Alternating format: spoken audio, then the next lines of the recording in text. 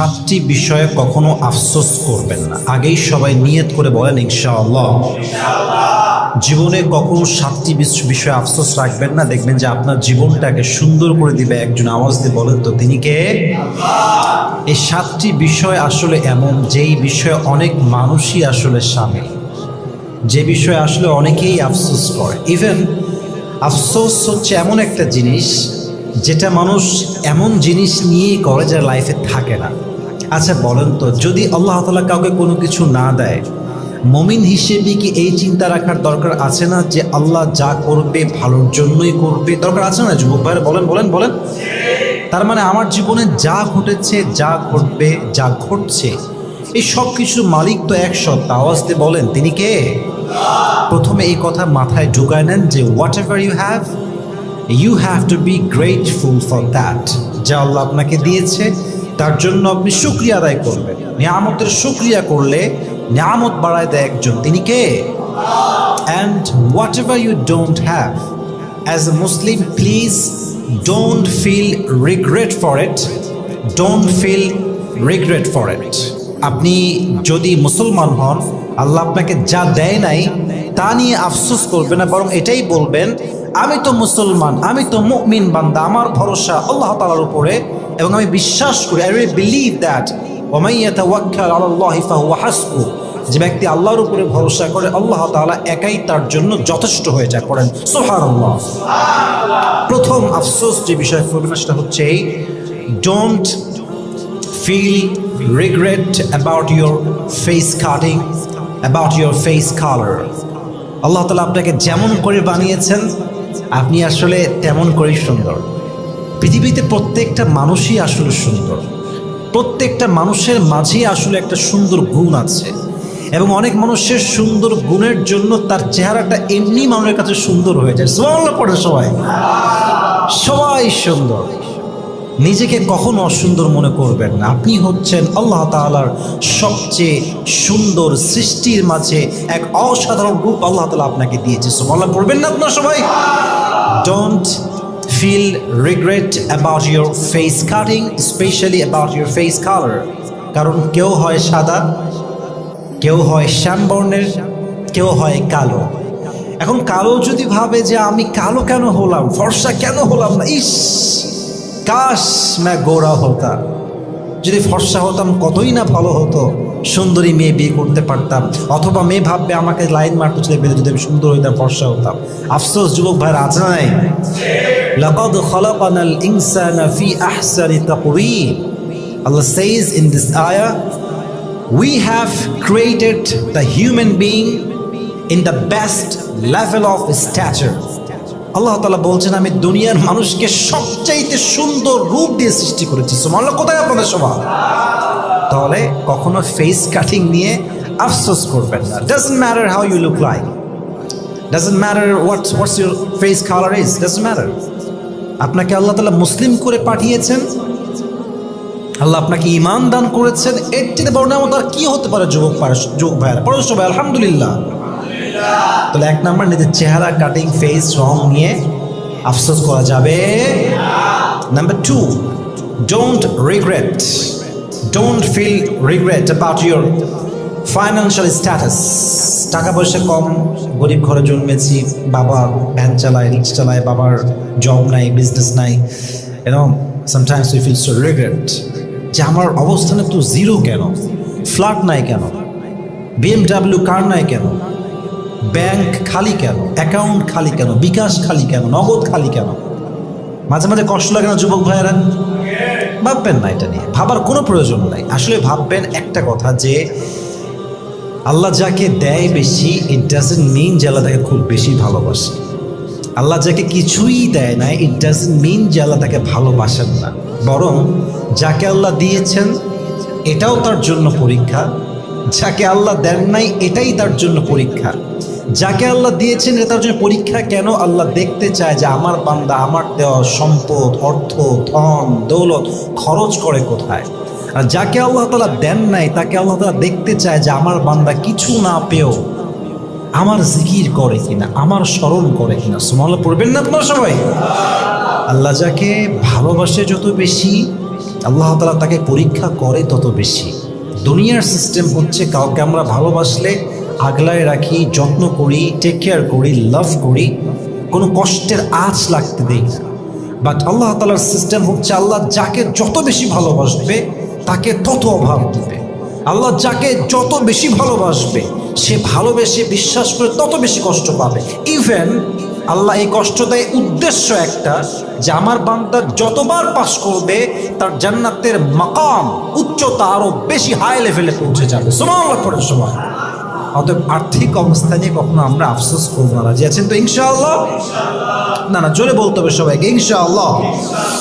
Third, number 3,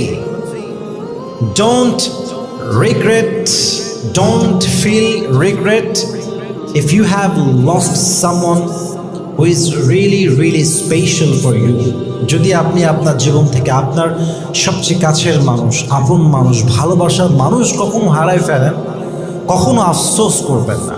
মাথায় রাখবেন যে যদি আপনি কাউকে বিশ্বাস করে ঠকেন, যদি আপনি কাউকে ভালোবেসে ঠকেন, আফসোস মূলত আপনি করবেন না, he will or she will feel regret, সে আফসোস করবে।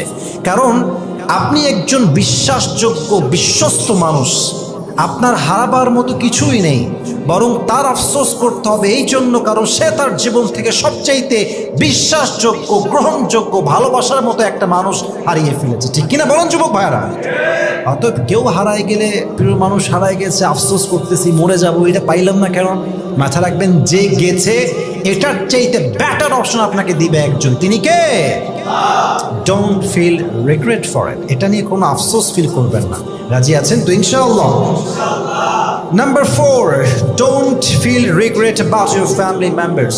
Doesn't matter who they are. They could be, very normal people, random people. খুব সাধারণ মানুষ হতে পারে তারা। আমার ভাই হতে পারে একজন সেলসম্যান, আমার বাবা হতে পারে একজন রিক্সা চালক, আমার মা হতে পারে একজন বাসা বাড়িতে কাজ করা মহিলা। হতে পারে কি পারে না যুবক ভাইরা?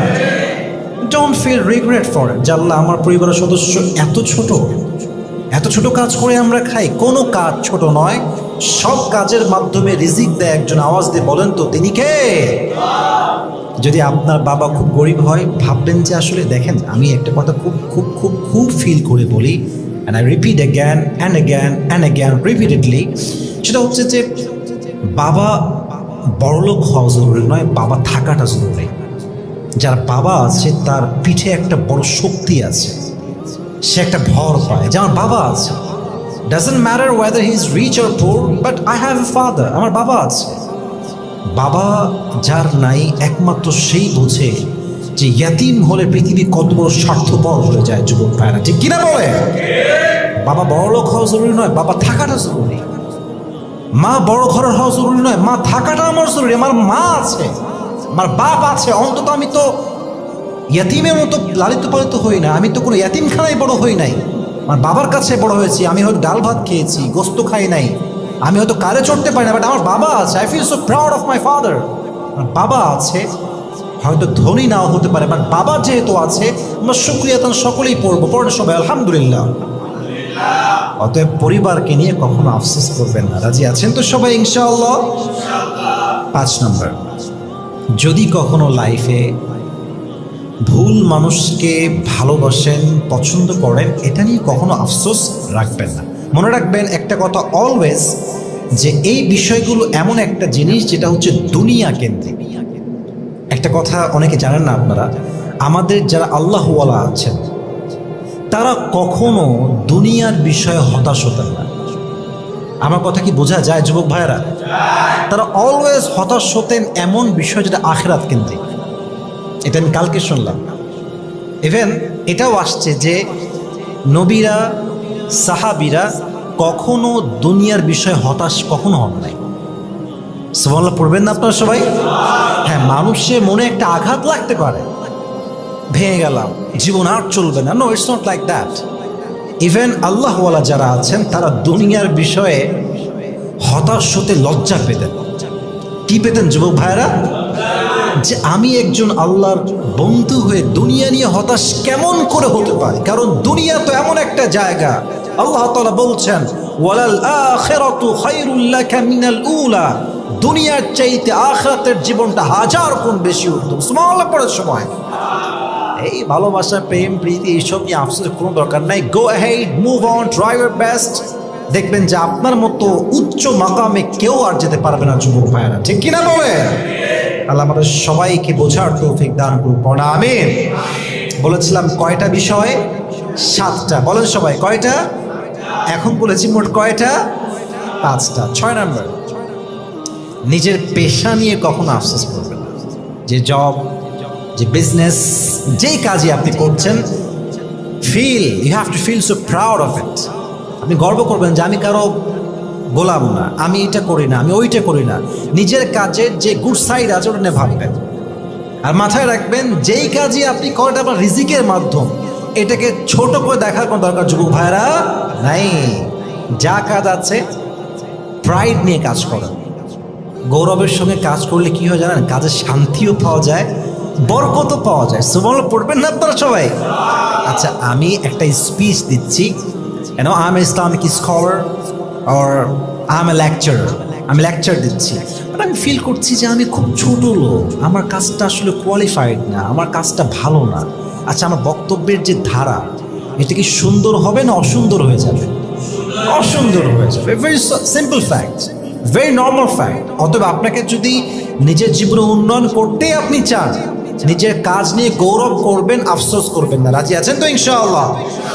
সর্বশেষ বিষয়, it is totally connected with all the people. সবার সঙ্গে জড়িত, আপনার সঙ্গে, আমার সঙ্গে, মেয়েদের সঙ্গে, মায়ের সঙ্গে, বোনের সঙ্গে। It's connected with every human being, সবার সঙ্গে জড়িত। বিয়ে করে যদি আপনি ঠকে যান, বিয়ে করেছে একজন মেয়ে, ভাবছে স্বামীটা অনেক ভালো, স্বামী হলো লুচ্চা নাম্বার 1, এরকম হইতে পারে কি পারে না যুবক ভাইরা? পারে না? পারে কি পারে না? বলেন সবাই। হ্যাঁ পারে।